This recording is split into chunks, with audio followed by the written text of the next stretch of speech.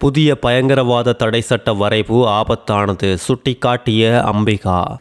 இலங்கையின் பிரதமர்கள் வரிசையில் ஹரிணி அமரசூரியவுக்கு மட்டும் வந்திருக்கும் சிறப்பு.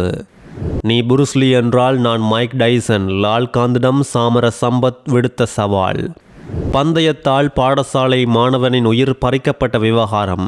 இறுதி சடங்கில் பலரை மடக்கி பிடித்த போலீசார். நாட்டுக்கு இன்று கொண்டுவரப்பட்ட சிவப்பு பட்டியல் குற்றவாளி. 82 மில்லியன் ரூபாய் மதிப்புள்ள போதைப் பொருளோடு இலங்கையர் அதிரடி கைது. அனுரவின் ஆட்சி இன்று தோல்வியில். எதிரணிகள் எழும்பும் நேரம் இது. முன்னாள் அமைச்சர் ரமேஷ் பத்திரன பகிரங்கம். வானிலை தொடர்பில் மக்களுக்கு முக்கிய அறிவிப்பு. இலங்கையின் பிரதமரை பதவி விலக வேண்டுமென்றும் அவர் தகுதியில்லாதவர் என்றும் பலர் விமர்சிக்கும் நேரத்தில் இலங்கை வரலாற்றில் இதுவரை நியமிக்கப்பட்ட பிரதமர்களிடையே அதிக கல்வித் தகமையுடையவர் தற்போதைய பிரதமர் ஹரிணி அமரசூரிய மட்டுமன்று பிரதி அமைச்சர் நாமல் கருணாரத்ன தெரிவித்துள்ளார். அது மாத்திரமில்லாது தற்போதைய எங்கள் பிரதமர் ஹரிணி அமரசூரிய ஒரு பல்கலைக்கழக விரிவுரையாளர் மற்றும் முனைவர் பட்டம் பெற்றவர் என்று பிரதி அமைச்சர் இந்த நேரம் தெரிவித்துள்ளார். அத்தோடு பிரதமர் ஹரிணியை குறிவைத்து நாட்டின் எதிர்க்கட்சிகள் கடுமையாக ஆதாரமற்ற விமர்சனங்களை சொல்லும் நிலையில் நாட்டின் அறிவார்ந்த மக்கள் அதை ஏற்றுக்கொள்ளப் போவதில்லை என்றும் அவர் மேலும் தெரிவித்துள்ளார்.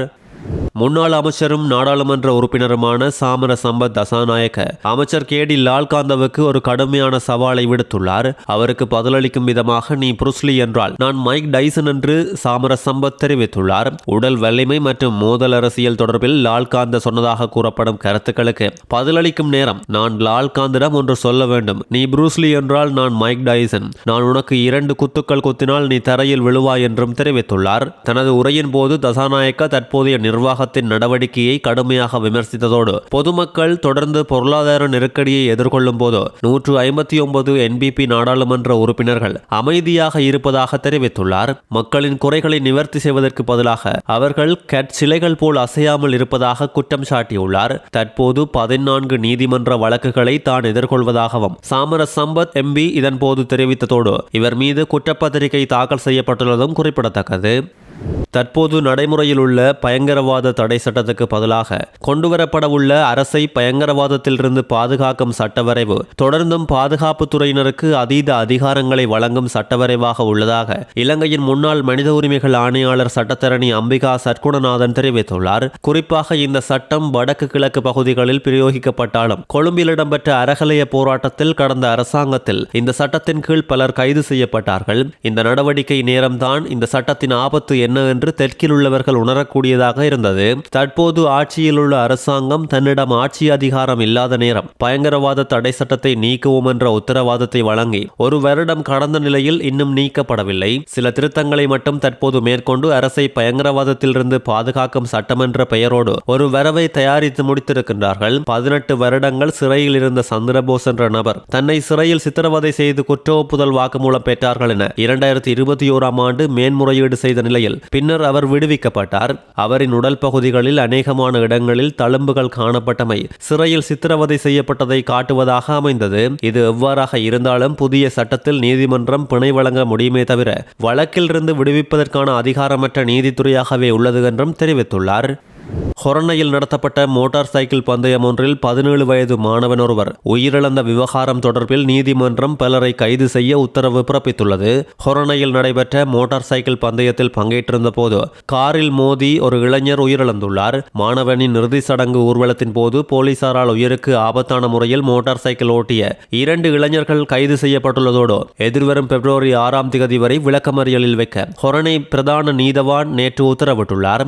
இறுதி சடங்கு ஊர்வலத்தின் போது பொதுச்சாலையில் ஒரே சக்கரத்தில் மோட்டார் சைக்கிளை கவனக்குறைவாக ஓட்டியதன் காரணமாக போக்குவரத்து போலீஸ் பிரிவினரால் அவர்கள் கைது செய்யப்பட்டுள்ளனர். உயிரிழந்த மாணவன் பங்கேற்ற மோட்டார் சைக்கிள் பந்தயத்தில் ஈடுபட்ட 12 பேரையும் உடனடியாக கைது செய்யுமாறு நீதவான் உத்தரவிட்டுள்ளார். இறுதி சடங்கு ஊர்வலங்களின் நேரம் ஒழுங்கீனமாக கவனக்குறைவாக நடந்து பொதுமக்களுக்கு இடையூறு விளைவித்தால் எந்தவிதமான சலுகைகளையும் வழங்க வேண்டாம் என அனைத்து போலீஸ் நிலையங்களுக்கும் உத்தரவு பிறப்பிக்கப்பட்டுள்ளதும் குறிப்பிடத்தக்கது.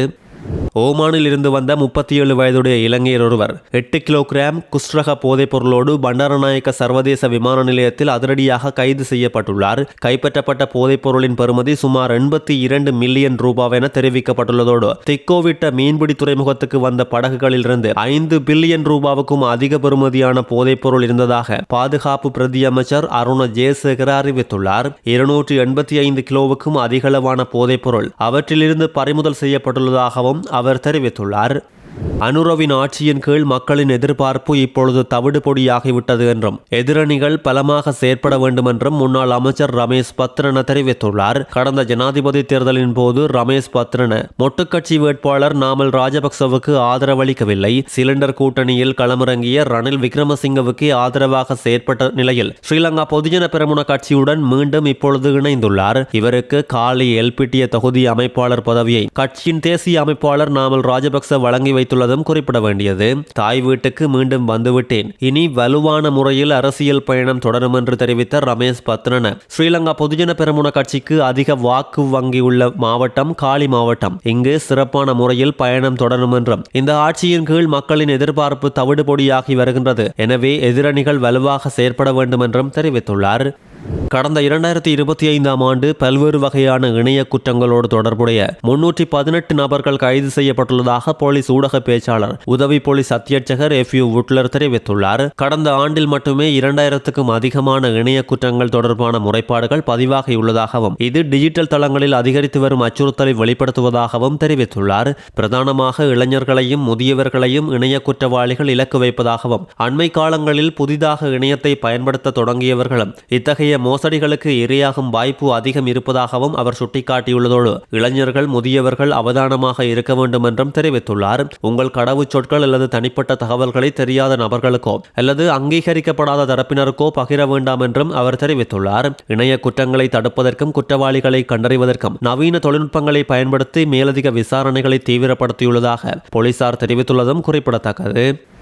சர்வதேச போலீசாரினால் சிவப்பு எச்சரிக்கை விடுக்கப்பட்ட நிலையில் பல பாதாள குற்றவாளிகள் இருக்கும் நிலையில் வெளிநாட்டில் தலைமறைவாக இருந்த பாதாள உலக கும்பலை சேர்ந்த குற்றவாளி நேற்று பிற்பகல் விமானம் மூலம் இந்தியாவில் இருந்து நாட்டுக்கு அழைத்து வரப்பட்டுள்ளார்.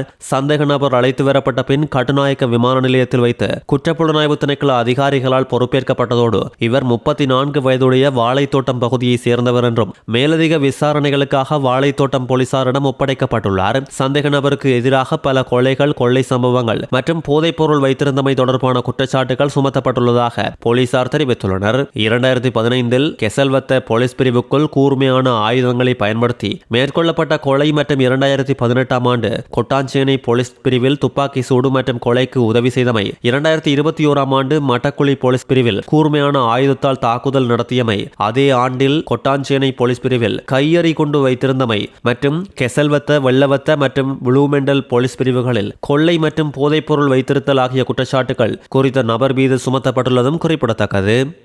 இலங்கைக்கு சுற்றுலா வந்த ரஷ்ய நாட்டு பெண்ணொருவர் பெந்தோட்டை கடலில் நீரில் அடித்து செல்லப்பட்டு உயிரிழந்த சம்பவம் பதிவாகியுள்ளது. தனது குழுவினரோடு நீந்த சென்ற போது அவர் இந்த அனர்த்தத்தில் சிக்கியுள்ளார். உயிரிழந்தவர் 49 வயதுடைய ரஷ்ய நாட்டு பெண் என்று தெரிவிக்கப்படுவதோடு சம்பவம் குறித்து பெந்தோட்டை போலீசார் மேலதிக விசாரணைகளை மேற்கொண்டு வருகின்றனர். நாட்டின் பல பிரதேசங்களில் இன்று 2 மணிக்கு பின்னர் மழை அல்லது இடியுடன் கூடிய மழை பெய்யக்கூடும் என வளிமண்டலவியல் திணைக்களம் அறிவித்துள்ளது. வடமேல் மாகாணத்தில் அடிக்கடி மழை பெய்ய வாய்ப்புள்ளதாகவும் வடக்கு வடமத்திய கிழக்கு மற்றும் ஊவா மாகாணங்களிலும் மாத்தளை மற்றும் நுவரெலியா மாவட்டங்களிலும் அவ்வப்போது மழை பெய்யும் சாத்தியம் நிலவுவதாக வளிமண்டலவியல் திணைக்களம் எதிர்வு கூறியுள்ளது.